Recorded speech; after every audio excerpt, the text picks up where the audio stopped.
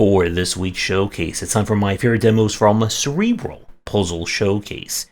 So for this video, join me for a collection of puzzles, riddles, mysteries, and more. And if you're looking for a great game to kind of cause your brain to expand or melt, then be sure to check all of these out.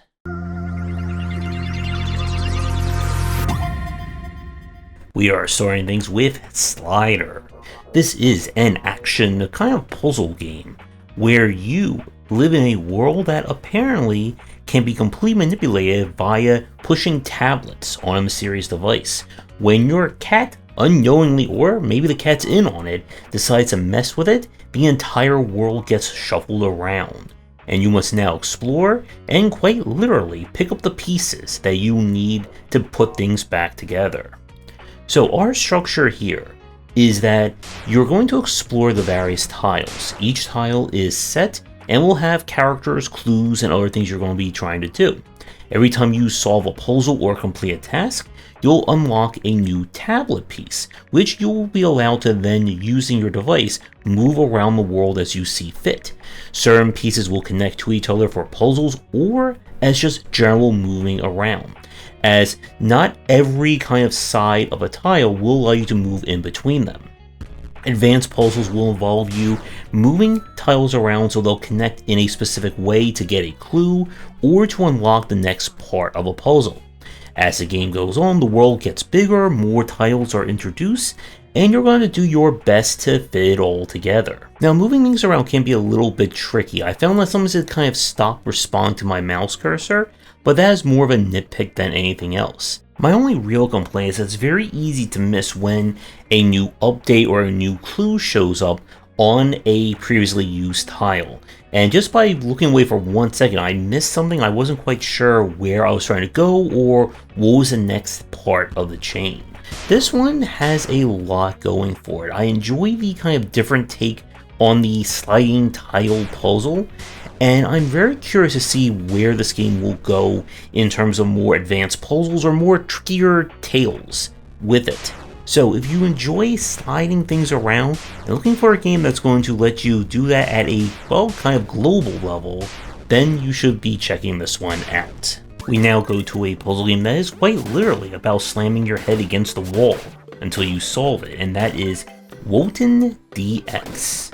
In this one, we awaken as maybe a statue or a being in this world, and we are out there to explore, get into some fun, find lots of fruit, find collectibles, and more. But there's something deep and mysterious going on, perhaps another force or being that could be responsible for things happening in this world, and something tells me we're going to have to figure that out along the way. As for our kind of puzzle mechanic here, you're able to walk, run, jump, and kind of slam your head into a variety of objects. You can use your head to slam into like walls and ceilings to kind of propel yourself forward, bounce off of enemies, and the puzzles are going to be all about kind of moving and exploring the space.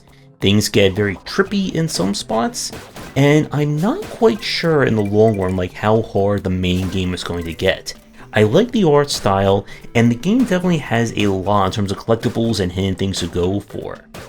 And this one looks like it's going to be a very solid action adventure kind of puzzle platformer.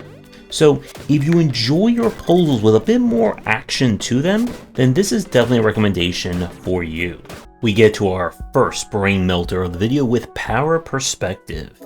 This is a puzzle game where you must use the power of perspective to create platforms, bridges, and maneuver your character around to get to various targets on the field. Walk across all of them and you will get to the next puzzle. Now, as you can see from the puzzle design, this is all going to be about camera and platform manipulation.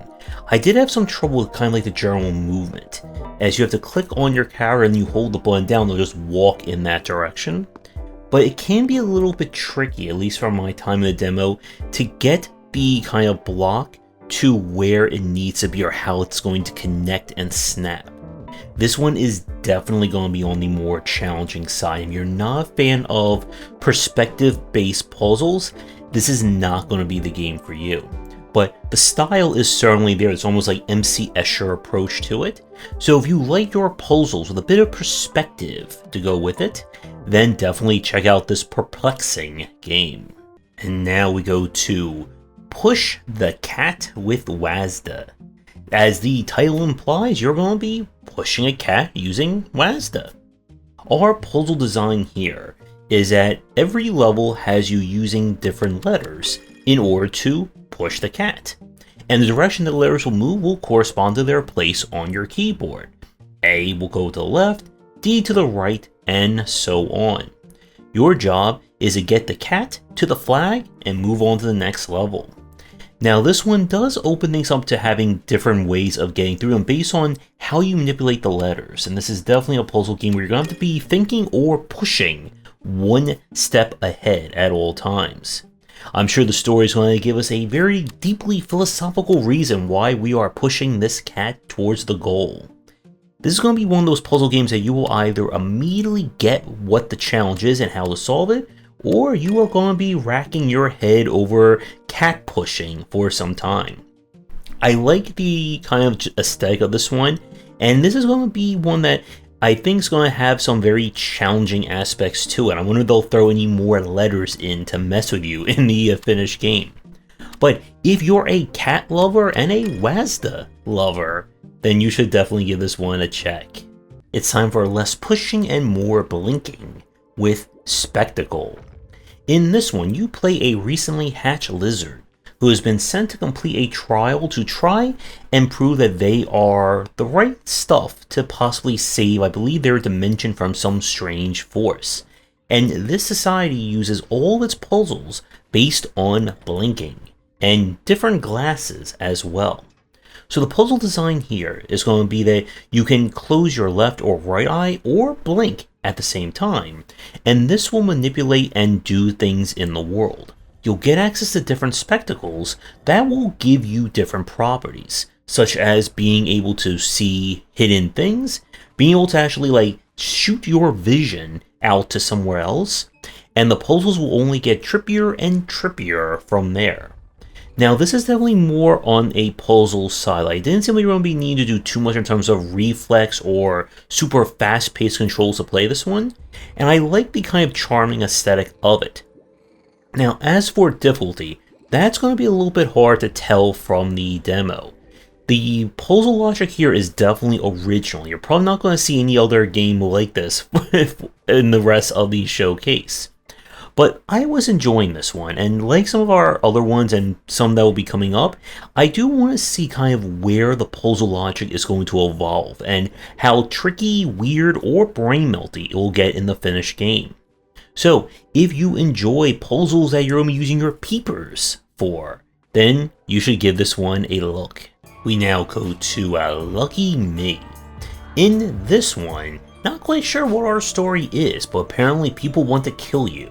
But the good news is that everyone copies your every move, and in order to survive, you must kill them all without getting yourself killed in the process. So the mechanics here is going to be about figuring out how to kill every enemy on the screen without having them line up their shot against you. So different puzzles will have different types of enemies and different amounts of bullets and environmental hazards to deal with. I'm not quite sure where the story is going to go in this one. The kind of aesthetic and mood reminds me a little bit of My Friend Pedro in a way. But this one definitely has some very interesting and violent puzzle solving to go with it. Now, despite the fact that you're going to be moving and shooting, because everything moves in relation to you, this is not going to be a very reflex-driven game. So this is definitely for the puzzle fan who's looking for a bit of action/murder to go with their puzzle solving. And I'm really curious to see how weird the story is going to get when we get the main game. We go from something violent to something more melty and a little bit shocking with Linkito. This is a kind of electrical wiring style puzzle game. You are the latest technician in a mysterious society, and you have been brought in to see if you can go up the ranks, get more challenging and stimulating puzzles, and even make your own as the game goes on. Our puzzle logic here is all about wiring. You'll connect different wires to each other as well as to different devices. So you'll have some things that will be just a button that you push and it stays on. Some are a hold and will stay active. You'll also get things that will provide you with conditionals and loops. And your challenge is to usually power up something or turn something on using enough electrical power. As the game goes on, there's even, from the store page, parts where you'll have to disarm bombs, put together special puzzles, and more. This is definitely one that it starts out kind of simple to get, but it will get more and more challenging for sure as the game goes on. I had a tough time kind of figuring out some of the logic of the wiring for some of the puzzles, and this could be a little bit tricky in terms of onboarding for you. This is certainly not going to be an easy game, and I'm sure this is going to get even harder to brain super melting levels as you get near the end of it. But if you enjoy kind of the wiring style of puzzles and looking for one that's going to give you a lot of value and challenge to go with it, then you do want to connect to it. We now go to Lok Digital. This is a digital game based off a puzzle book of the same name. In this one, you are trying to help the creatures called Loks to raise their society and survive. And to do that, well, you're going to have to solve a lot of word-based puzzles. How this one works is that you are trying to spell out different words. When you spell the correct word, it will fill in those tiles and allow you to kind of manually fill in a tile itself. The rules are that the letters must connect to each other in a straight line. So you can't go in a cardinal up or down, it must be straight across LOK. As the game goes on, you'll unlock additional words that when you spell them will have additional properties to it. Your overall goal is to completely fill every tile for the puzzle to then move on to the next. I enjoy this one. It's a very charming puzzle game, and with the different words adding to different rules and mechanics does give this one some legs. I'm not quite sure the whole civilization aspect is going to come into play or if it's just more of a thematic side of things, but this is a very solid puzzle game that if you enjoy kind of like the first set of puzzles, then you'll probably start going through them very quickly, and I'm sure there'll be a lot more in the main game to enjoy. So I definitely recommend this one as kind of a great, I would say like more entry to moderate level puzzle game. Not as brain melty as some of the other ones we've played, but charming nonetheless. We got another charmer up next with Star Stuff. This is a kind of pseudo-programming puzzle-based game. It is your first day at a company that uses star stuff to, well, make stars and do other stuff with it. But of course, being the intern on your first day, something goes horribly wrong and now you must save the day by collecting all the star stuff using programmable robots. The closest I think comparison to this game would be something like Human Resource Machine, in terms of it kind of being like a very kind of, I would say like step-based programming. This one is far more gentler in that respect. You're not going to have to tell your bots to move every single step. Instead, it's about giving them general orders, which they will then comply with. Your job is to get to kind of the generator that's in each puzzle by any means necessary. As you give orders to the robots, you can only give one set of orders to a robot in kind of like the solution. So you can do a little bit of the puzzle, go back, add another command, do a little bit of the puzzle, add another command. You have to do it all in a specific set. Now, one thing that I do like from the puzzles that I saw, which I don't know if it's going to be all the way through the main game, is that you are given a fixed number of lines per puzzle. So this is not going to be a game where there's going to be like a huge amount of solutions to the puzzles, and like I said, it's definitely more on the gentler side. I'm sure in the main game you will start getting puzzles that will involve you programming multiple robots at the same time. I'm sure that's when things will get a little bit more challenging. But another game that has a very delightful and kind of cozy aesthetic to it, and it has just enough bite, I think, with the puzzles to help you if you're new to the idea of understanding like programming logic.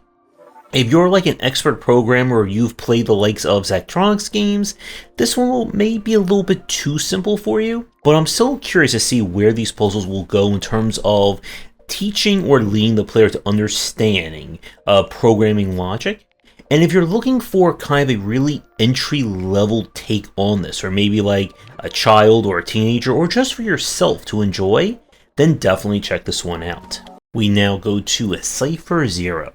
Now for this next set of videos, there's not going to be any audio because I had to go with a backup off of YouTube as my video got corrupted from this one, or just from this night of recordings. Cipher Zero is going for more of a kind of mysterious logic-based puzzle design. The game has no audio or text to let you know what the rules are, and it's up to you to figure things out, given basic symbols and kind of the goal of each level. So there's this kind of strange world in the background, and I have no idea if it's going to relate to the puzzle design itself in any which way. But your job is to decide, in kind of like a Pacross fashion, which tiles need to be lit up and which ones you don't want to light up, given the different constraints and rules based on the symbols around them. So it starts out quite simple, but then it gets into some more kind of advanced takes of this, when the different rules and mechanics begin to combine, and you'll need to figure out how to get the puzzle right, given the different logic. Now, because this is completely textless and audioless in terms of any kind of onboarding, it does make it a little bit tricky if you're not like grasping what the mechanics are at the start. And I do wonder if they will put in like a more traditional tutorial or onboarding in the main game. I enjoy this one as a fan of cross-style games, and I'm curious to see how many different mechanics and rules they will layer on top of each other. So if you enjoy kind of the Pacross style of puzzle design and looking for a little mystery to go with it, then definitely check this one out. It's time for another brain melter with the Art of Reflection. In this one, we are trapped in a strange world where we must use the power of mirrors as well as being able to kind of shift ourselves around using the power of perspective. In this kind of puzzle game, it reminds you a little bit of Portal, in that you're going to be getting a lot of strange mechanics and rules, and you're going to have to figure out how it all works, one step, jump, and reflection at a time. The puzzle logic here is definitely on the advanced side, so we'll have to make use of mirrors to kind of shift the different perspectives of the world. If you have a door that needs a left-facing key and you jump through a mirror, now it will need a right-facing key. The hub gets bigger as you get access to more things. I would have preferred if it would kind of close off areas we've already solved, because it can get quite confusing to figure out where you're supposed to be going. Consider you're going to be constantly shifting yourself all over the place. This is definitely going to be one for people looking for a challenging puzzle game. Now, despite the moving and constant motion, you are able to kind of freeze yourself in the air. That will allow you to kind of gauge your next movement or shift jump. So this is not going to be a case you're going to need to make use of like a lot of heavy platforming skills in order to get through this one. So if you're looking for another very challenging first-person puzzle game and enjoy looking at yourself through some mirrors as well, then give this one a check. We now go to Playhead. In this puzzle platformer, we are, well, going through YouTube or the off-brand YouTube videos in order to solve a variety of puzzles. You'll need to make use of the timeline on each video that will manipulate the world as well as your character around it. There are bonus collectibles to get, and I really like the aesthetic of this one. Every video / level also has comments from various people, and it can get very meta, especially for someone like me to play this one. So the puzzle kind of logic here is going to be about figuring out how to get your character from the beginning to the end of the level, making use of the timeline. You can drag and go back and forth. You can click on the timeline to kind of immediately shift the video to that section, and your character will remain separate from it with a few exceptions here and there. So this is going to be more definitely platformer than puzzle game, But I enjoy this one. There's definitely a really good variety of level designs, and I am going to again be interested to see how far they're going to go with this whole motif of the YouTube kind of interface. So this is definitely a recommendation if you're a fan of some platforming puzzle and you enjoy watching a few videos here and there. We now get to Surradia and Art Retrospective. This is a deductive reasoning style puzzle game, so it's similar in that to Return of the Obra Dinn. Using a variety of kind of museum collages and pieces, you must figure out what happened to three mysterious women who have strange powers and their impact on the world and people around them. So in this one, each exhibit will give you a variety of papers, clippings, poetry, art, and more. And you're given a series of fill in the blanks that will kind of learn or tell you more about the story. You need to fill in each section correctly in order to lock it in, fill in all of them for the exhibit, and you'll move on to the next. So again, this is puzzle logic that's going to be more about deductive reasoning, and that also means that difficulty is going to be very variable. Some of you will probably figure things out incredibly fast, others will probably need a lot of hints. If I had any issue with the game is that I wasn't a big fan of the hint system. They're not going for more of a dynamic hint system, it's more of a generalized one, so it can be hard to tell if the hint they're giving you is actually related to the part that you're stuck on or not. But I like the aesthetic and kind of the deductive style puzzle solving here. So if you are a fan of the likes of Return of the Obra Dinn and solving puzzles one step and clue at a time, then definitely give this one a check. We now go to Paint Over, a paint-based puzzle adventure game. You are exploring the inside of paintings by a mysterious painter to learn more about their life, their love, and any horrors and tragedies that have happened. You gain the power to manipulate the world around you using paintings set up in it.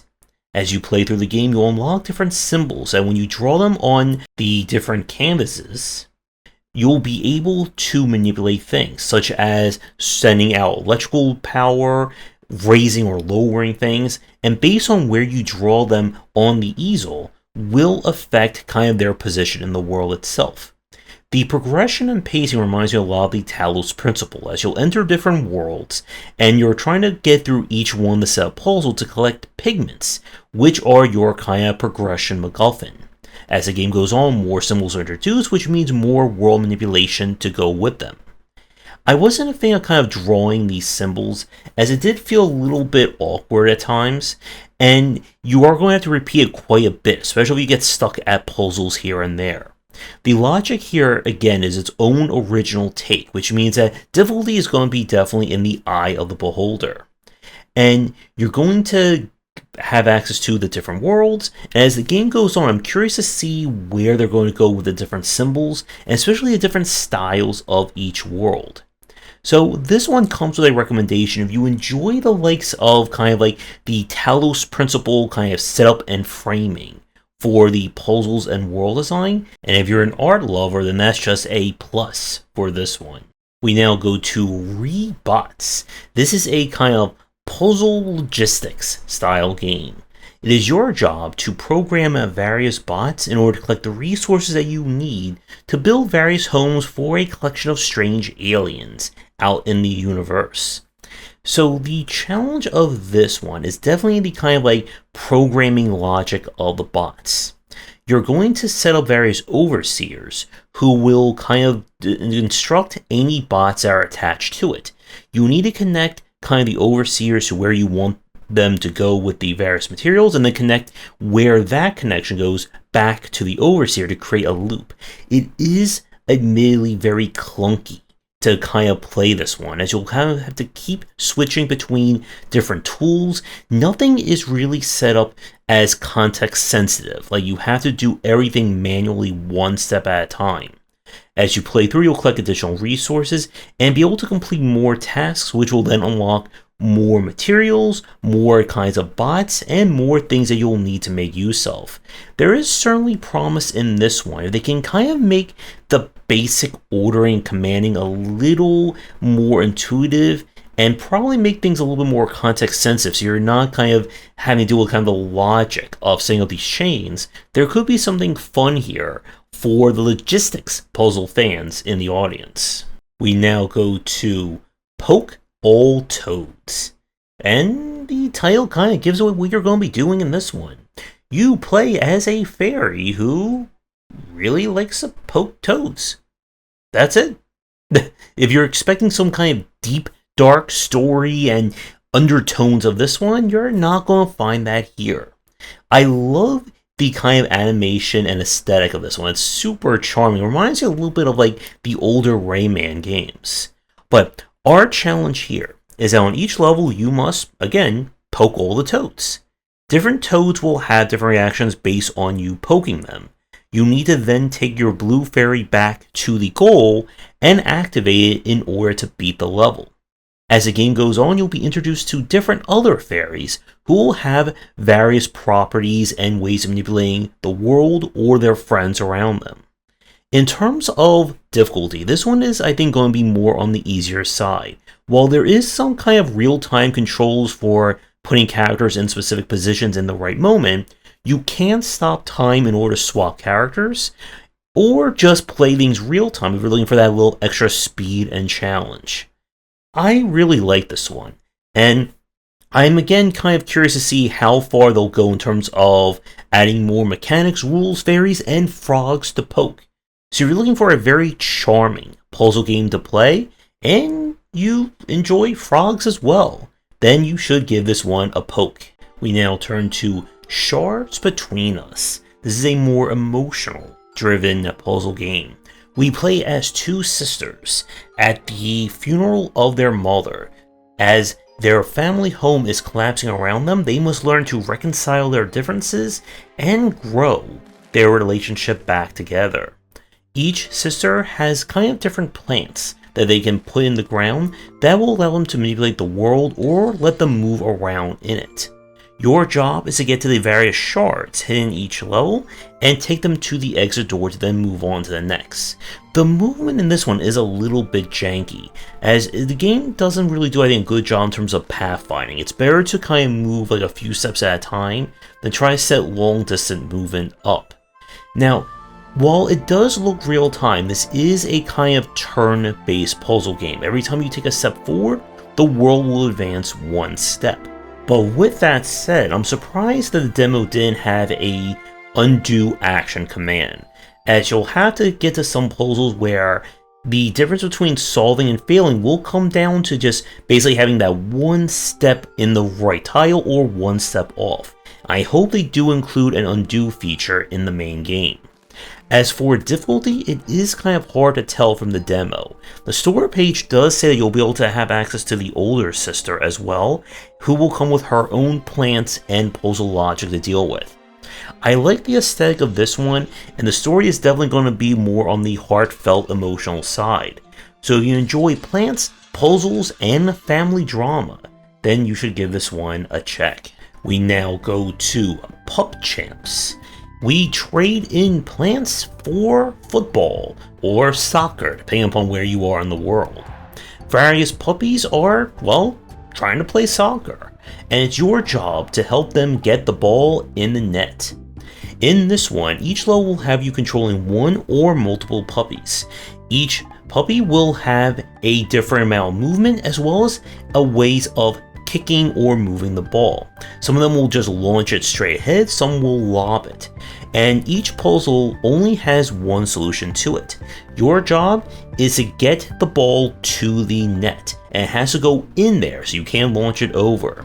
As the game goes on, you'll be introduced to additional puppies who will have different kinds of movement and kicking trajectories, as well as more environmental hazards and challenges. This is another just very cozy and adorable looking game, but it definitely can get quite tricky in terms of figuring out how to get the ball over there.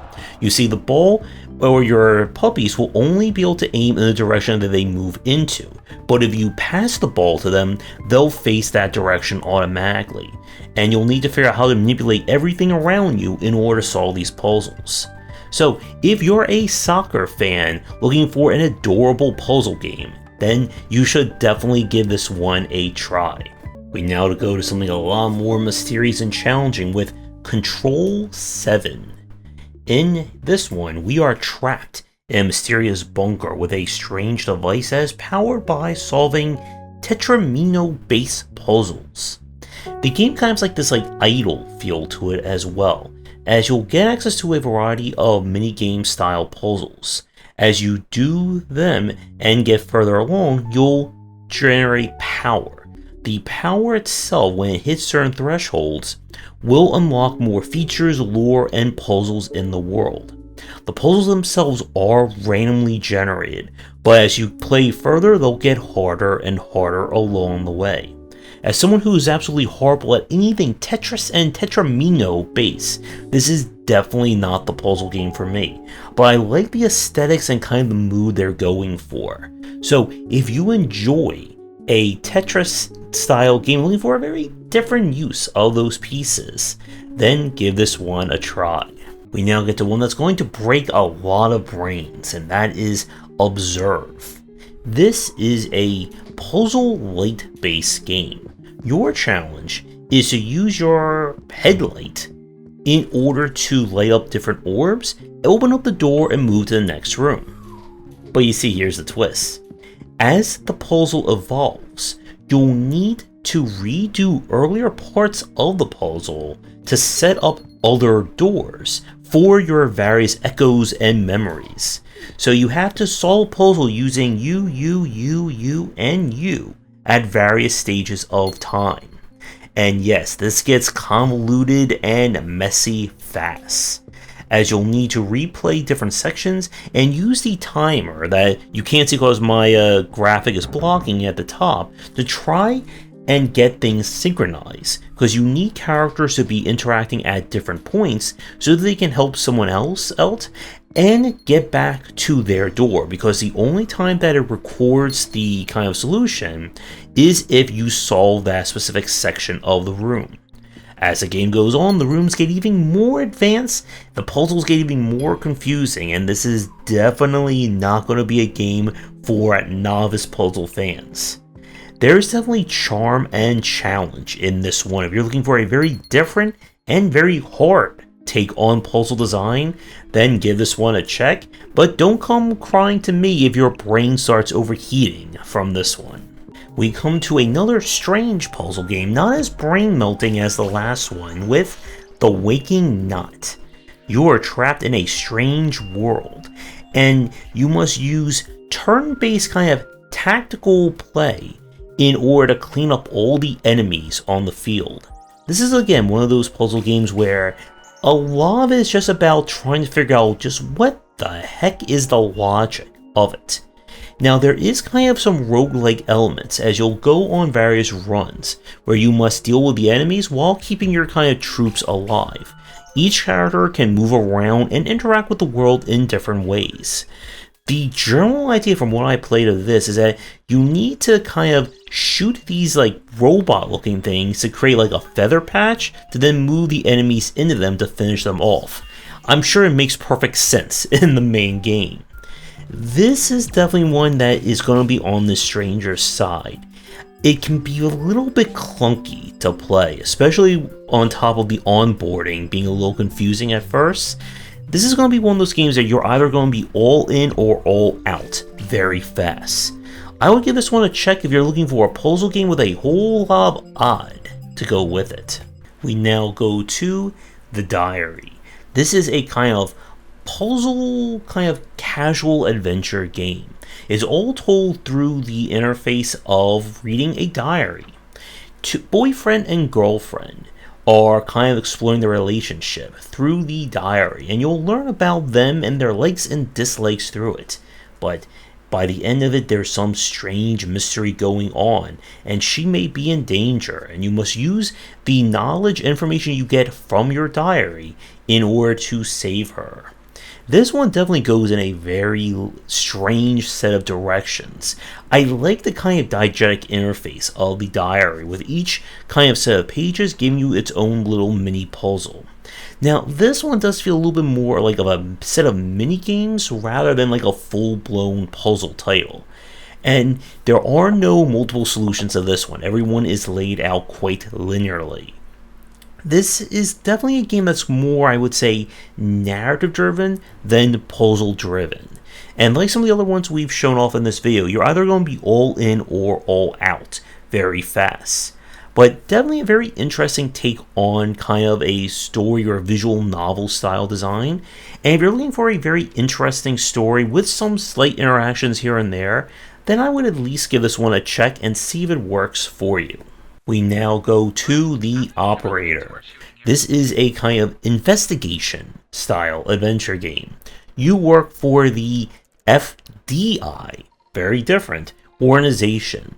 As an operator, you must assist agents with going through their clues and information to aid them in solving various cases. On your first day of the job, you get some very strange cases that may be linked in mysterious and possibly extraterrestrial ways. The game here is going to be about you kind of providing information to the agents and kind of breaking the narrative and the meta of this game as you learn more about the world around you. Everything is done again through the diegetic interface of your console here. And this one is definitely going to be an interesting title to play. I like, again, the whole in-universe diegetic feel. In terms of difficulty, I don't think it's going to be too hard. You're always given clues and ways of helping you get through it. And it's just going to be about you figuring out what you need to tell people based on the information at hand. Very interesting story. I am curious to see where it's all going to lead. So if you're looking for a little bit of, I guess, desk work and alien work to go with your adventure game, then give this one a try. We now go to Lueur and the Dim Settlers. This is a minimalistic city builder style game. The world has been consumed by darkness, and with the aid of a fire spirit, you must bring the world back one tile at a time. In this kind of management style game, you need to decide where to place various buildings and structures. You have resources in the form of workers, light, food, and materials. Different buildings will consume or generate one or more of those resources. Your job is to gather enough resources to keep your people alive, especially when the darkness storms hit. As you get through the game, you'll be able to upgrade your kind of home base, which will provide you with a science point, which will allow you to upgrade one structure in different ways. This kind of gives them advanced functionality and utility. Now, the game is positioning itself as kind of a very minimalistic, very short form city builder. So a typical play may be between 30 to 40 minutes. I don't know if this is set up to be more of a roguelike experience or more of kind of like a story or a mission driven one. But really solid gameplay here. I like the use of the different mini games that you can find on each tile to give you more rewards for doing it. In terms of difficulty, it's going to be hard to tell, at least from the demo, how challenging it's going to be in the base game. Different buildings will have adjacency bonuses, and you're going to figure out again how to keep your resources stable and growing without running out of any one particular thing. So this is an easy recommendation for me. We're looking for more of a puzzle style city builder. We now go to Valley of Shadows. This is more on the emotional adventure style. Kind of reminds you a little bit of What Remains of Edith Finch. We play a man who's in therapy, which takes the form of him exploring a strange valley. He's trying to work through a horrible childhood and reconciling issues with his family, especially his father. Now, the puzzle solving or puzzle logic is going to be about using light to activate various switches or keep them in the dark in order to open up the door and move on to the next. All while kind of finding mementos and learning more about the family and kind of what it was like growing up. This is definitely going to be more on the adventure and narrative side rather than brutally difficult puzzles. There's definitely an interesting story here, but it can be a little bit more on the kind of I guess, like, again, story first, puzzle second or third kind of way. I don't know if this game's going to get like overly challenging or where the puzzle logic will evolve beyond the demo, but this is definitely a recommendation if you're looking for, again, something that's more on the emotional side rather than on the trickier puzzle logic side. For our last game, we turn to Waxheads. This is a narrative slice of life, I guess, record shop sim. You play the employee of a struggling record shop, where you're going to have to learn the musical tastes of all the customers who come in and try to match the record to the right person. I like the kind of like 90s aesthetic of this one, although I did find navigating the various interfaces and the store a little bit on the clunky side, as there are sometimes I couldn't tell why some things weren't working or not. But this one looks like it's going to be very charming to play. Again, I'm not quite sure if we're going to go for heavy puzzle here. I think this is going to be more slice of life, kind of like do what you want and kind of see where the music takes you. So if you're a musical fan or a child of the 90s looking to reclaim some nostalgia for the era of records and be old like the rest of us here, then be sure to check this one out. And with that, we are done with Cerebral Puzzle Showcase. Hope you enjoy this. You'll find links to all the games down below. Let me know what you think and what are your favorites in the comments. And Next Fest is going to be upon us, so be sure to tune in real soon for even more indie games on this channel. And with that said, thanks for tuning in and see everyone in the next video. Thanks for watching, and a special thank you to our Patreon supporters. If you enjoyed the video, do the YouTubing stuff, be sure to visit our Discord and Patreon, and you're interested in more in my thoughts on design, check out my game design books.